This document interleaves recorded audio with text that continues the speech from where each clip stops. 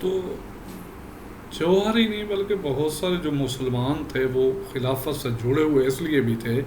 جو حجاز کا علاقہ تھا، یعنی مکہ معظمہ اور مدینہ منورہ کے مذہبی مقامات جو تھے، مقدس مقامات بھی ابھی ترکوں کے زیر اثر تھے. تو اس لحاظ سے ترکوں کے ساتھ ایک جذبہ تھا. لیکن جب اتحادیوں نے اسے چاروں طرف سے گھیر لیا اور خلافت خطرے کے اندر نظر آنے لگی تو برصغیر میں اس کے خلاف ایک ری ایکشن پیدا ہوا. اور اس ری ایکشن کو جب ہم دیکھتے ہیں تو یہاں تحریک ایک شروع کی گئی، ایک کوشش کی گئی. تحریک سے مراد ایک کوشش کی گئی خلافت کو بچانے کے لیے، اور اس کے روح رواں جو تھے اس تحریک کے، اس کے وہ مولانا محمد علی جوہر، ان کے بھائی شوکت علی تھے، اور پھر اسی طرح اس کے اندر کئی اور لوگ شامل ہوئے. مولانا حسرت موہانی ہیں، مولانا ظفر علی خان ہیں، ابوالکلام آزاد ہیں، مولانا عبد الباری تھے، اسی طرح میں کہہ سکتا ہوں حکیم اجمل خان ہیں، ٹھیک ہے نا. تو یہ سارے لوگ اس کا حصہ بنے، اور پھر اس کے اندر کانگریس نے بھی کچھ عرصہ کے لیے ایک حصہ ڈالا کیش کرنے کے لیے تحریک کو. تو باقاعدہ وائسرائے کے ساتھ مذاکرات کیے گئے کہ مسلمانوں کے جذبات جو ہیں وہ برٹش گورنمنٹ تک پہنچائے جائے. لیکن چونکہ برٹش گورنمنٹ طے کر چکی تھی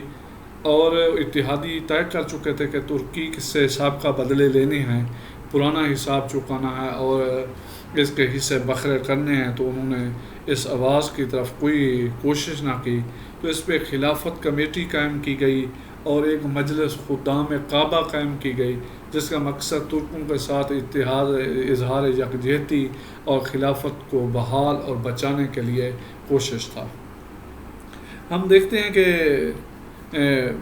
برطانوی وزیر اعظم تک بھی ملاقات اور میسج کنوے کیا گیا. مولانا عبد الباری ہو گئے، مبشر حسین قدوائی ہو گئے، اور اسی طرح سید سلمان ندوی ہیں، اور مولانا محمد علی جوہر، اور ایک 18 رکنی وفد جو تھا وہ جس کے اندر ہندو بھی تھے اور مسلمان بھی تھے. یہ داخلی سیاست کو ترک کر کے خلافت کے اندر تحریک خلافت میں سارے کود پڑے، اور اس کے لیے انہوں نے اس وقت اسٹیٹ آف سیکٹری کی وساطت سے، اور کرزن جو تقسیم بنگال کے وقت یہاں بڑا آئیڈیل تھا اور مسلمانوں کی فیور کر رہا تھا، اس کی معاونت سے، اور پھر مسٹر فشر کی معاونت سے، اور یہ سارے کے سارے گئے برٹش پرائم منسٹر لائڈ سے، جارج سے ملنے کے لیے، اور اس کو اپنا نقطہ نظر واضح کیا. تو شروع کے اندر وزیر اعظم نے تسلی دی اور یقین دہانی کرائی، لیکن بعد کے اندر جو ان کے عملی اقدامات تھے اس سے پتہ چلا کہ وہ کسی صورت میں بھی اپنی جو ان کی عوامی رائے اور خواہش تھی وہ اس کو چھوڑنے والے نہیں ہیں. اور اس مقصد کے لیے انہوں نے طے کر لیا، ترکی کے حصے بکھرے کرنے کا سوچ لیا، اور یہ سارا سلسلہ جو ہے یہ چلتا رہا. اب جب مسلمانوں نے دیکھا، چونکہ برصغیر کے اندر ان کا ایک مسلمانوں کی بڑی تعداد تھی اور یہاں برطانوی حکومت کے مفادات بھی تھے، تو مسلمانوں نے اس کو تھوڑا اثر انداز ہونے کی کوشش کرتے ہوئے تحریک خلافت کے نام سے خلافت ایکشن کمیٹی قائم کی 19 مارچ 1919 کے اندر. پھر اس کے بعد باقاعدہ ایک ایکشن کمیٹی نے 19 اکتوبر 1919 کو فیصلہ کیا کہ ہم ایجیٹیشن کی طرف جائیں گے، اور یہ سارا سلسلہ چلتا رہا. تو اس میں 3 بڑے اہم ایشو تھے. ایک یہ تھا کہ جو مسلمانوں کا مرکز ہے، امت کا مرکز ہے، اس کو ترکی کو اس کے حصے بکھرے کرنے کی بجائے محفوظ رکھا جائے. دوسرا اس کے اندر تھا کہ جو ترکی کی تقسیم ہے وہ انتہائی خطرناک ہو گئی اور نتیجتاً فسادات ہوں گے اور مسلمانوں کو نقصان پہنچے گا. اور تیسری اہم بات جو تھی وہ یہ تھی کہ جو مسلمانوں کے مقامات مقدسہ ہیں ان کا تحفظ کیا جائے، ان کا خیال کیا جائے، اور وہ مسلمانوں کی کسٹڈی کے اندر رہیں بجائے اس کے کہ ان کے اوپر بھی اتحادی قابض ہو جائیں. تو یہ 3 بڑے مقاصد تھے، اور ان کو سامنے رکھتے ہوئے جو تحریک خلافت کے بانیان تھے، جیسے میں نے کہا مولانا محمد علی جوہر، ان کے بھائی شوکت علی، اور پھر اسی طرح مولانا عبد الباری ہو گئے، مشیر قدوائی ہو گئے، حکیم اجمل خان ہو گئے، حسرت موہانی ہو گئے، یہ سارے عوام کے اندر نکل پڑے اور لوگوں کو باقی سیاست کی بجائے انہوں نے اس طرف جو ہے مائل کرنا شروع کر دیا کہ کس طرح انہوں نے تحریک خلافت کے اندر حصہ لینا ہے. تو تحریک خلافت اس وقت ان کے ان معاملات کے اندر چلی گئی جس میں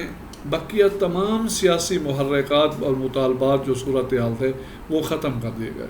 برطانوی وزیر اعظم نے بھی جب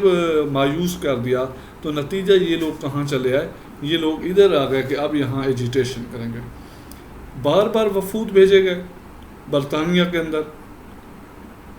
لیکن کوئی اثر نہ ہوا۔ پھر جنگ عظیم میں ترکوں کا کافی نقصان ہوا تو بر صغیر کے جو مسلمان تھے انہوں نے یہاں سے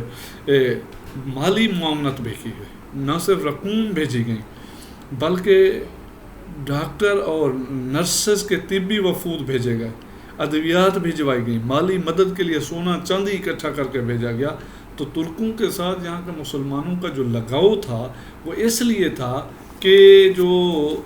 خلافت تھی اسے ایک روحانی درجہ حاصل تھا، اور خلافت جو تھی اس کے اندر وہ ابھی تک بھی خلافت کو بطور مرکز گردانتے تھے اور تصور کرتے تھے۔ یہی وجہ ہے کہ دنیا کے کسی اور ملک کے برعکس جو اپنا یہاں کا مزاج تھا اس مزاج کے اوپر مسلمانوں نے ترکوں کی حمایت کی۔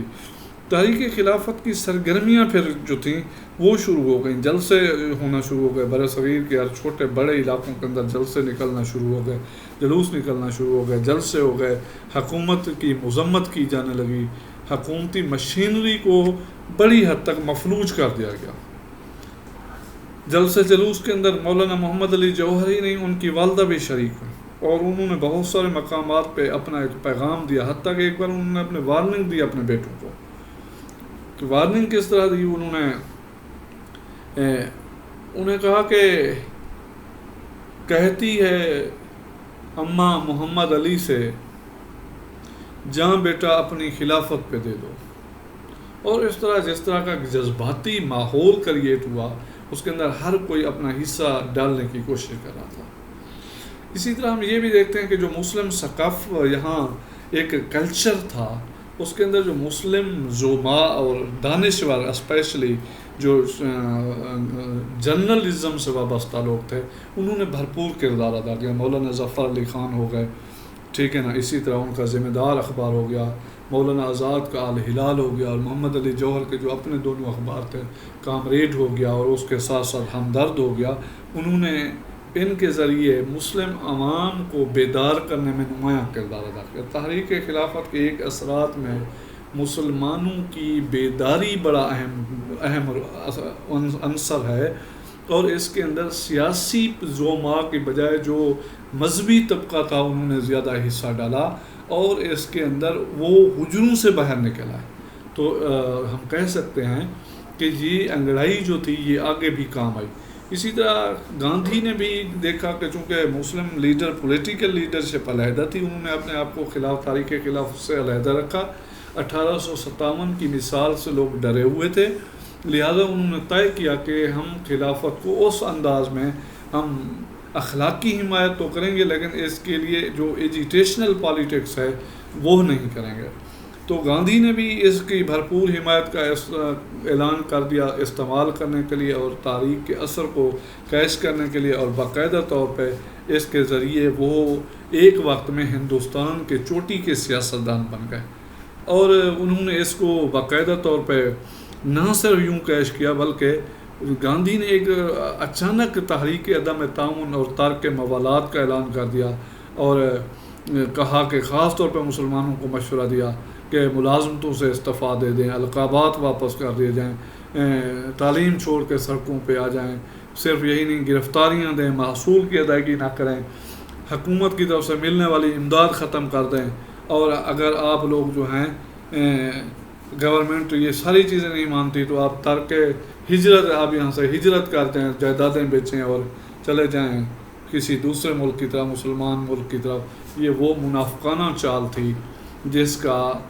جو مسلمانوں کے لیے تباہی لائی۔ گاندھی کے اس فریب، مکر و فریب کو مسلم زعما نہ سمجھ سکے، انہوں نے اونے پونے دام اپنی جائیدادیں بیچیں اور افغانستان کا رخ کیا، جہاں افغانیوں نے ان کو آنے سے روک دیا وہاں کی حکومت نے، اور ہزاروں کی تعداد میں مسلمان نہ صرف لقمہ اجل بنے بلکہ معاشی طور پر بھی تباہ ہو گئے۔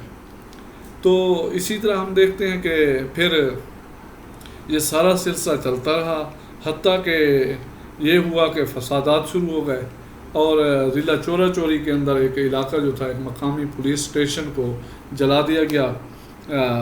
22 فروری سن 1922 کو۔ تو اس کے نتیجے میں 20 کے قریب وہاں پولیس والے جو موجود تھے وہ جل کے راکھ ہو گئے۔ تو گاندھی نے پھر اس واقعے کو جواز بنا لیا کہ چونکہ اس تحریک سے اب فسادات پھیل رہے ہیں تو ہاں کانگریس ان کو اپنے اس تحریک سے علیحدہ کرتی ہے۔ یہ تحریک کی پیٹھ میں چھرا گھونپنے کے مترادف تھا اس وقت جب تحریک اپنے عروج کے اوپر تھی، اور ثابت ہو گیا کہ کانگریس صرف اپنے مفادات کے لیے عوام کے اندر آئی تھی، ان کا مسلمانوں کے ساتھ کسی قسم کا کوئی بھی ہمدردی کا جذبہ نہیں تھا، نہ وہ مسلمانوں کی ہمدرد ہو سکتی تھی۔ اور کانگریس کا اسپیشل گاندھی کے متعلق جن لوگوں کی یہ رائے ہے کہ وہ مسلمانوں کے خیر خواہ تھے، وہ ان کا جو دوغلا کردار ہے وہ تحریک خلافت کے ذریعے عیاں ہوتا ہے۔ اسی طرح یہ تحریک اختتام پذیر ہو گئی، بر صغیر کے اندر ٹوٹ گئی، کیونکہ اس کے بعد اس کے اندر سکت نہ رہی۔ ادھر یہ ہوا کہ ترکی جو ہے اس کے بڑے حصے کے اوپر قبضے کر لیے گئے، اتحادیوں نے بانٹ لیے بہت سارے علاقے، بہت سارے علاقوں کو انہوں نے وہ لارنس عربیہ والی سٹوری کے ذریعے عربوں کو علیحدہ کر دیا۔ حجاز کا علاقہ جو ہے وہ آل سعود کے حصے میں آ گیا، اور یہاں انہوں نے سعودی عرب کے نام سے حجاز کو 1933 میں نیا نام سعودی عرب کا دیا گیا، اور یہ علاقہ جو ہے ایک نئی مملکت کے طور پہ شروع ہوا۔ اسی طرح ہم دیکھتے ہیں کہ اس کے یہ جب ختم ہو گئی تو اس کے اثرات یہ ہوئے، مسلمان شدید مایوس ہوئے۔ ادھر ترکی کی جو شکست تھی اس کا نتیجہ یہ نکلا